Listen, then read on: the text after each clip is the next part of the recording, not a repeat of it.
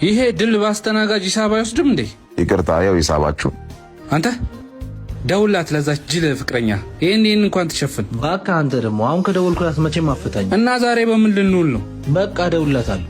ወይኔ ይዙ። ሄሎ። ወይዬ እንዴት ነሽ? አለ ጠፋህብኝ እኮ። እስኪ ዝም ብለሽ 1,2,000 ብር ላኪልኝ። መቼ? አሁን ይዙ? አዎ አሁን አስገቢልኝ። ቆይ እሺ ትንሽ ጠብቀኝ። ሄሎ ወንድሜ። ወይ የት ምን ሆነሽ ነው? የትምህርት ቤት ክፍያ አሁን 2,000 ብር አስገቢ ተብያለሁ። በቃ አሁን እስቲ ላለቀ ልንገረውና ከስጠ ይልክልሻለሁ። ቶሎ በልሽ። እሺ ምን አባቴ ነው ማረገው?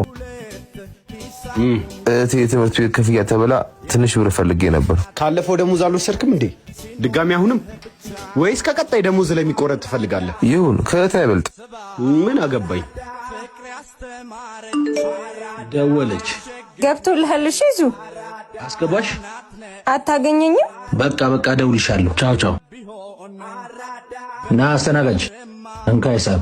እቺን ደግሞ ቆጥበህ ተጠቀም። ለቁርስ ይሆናል።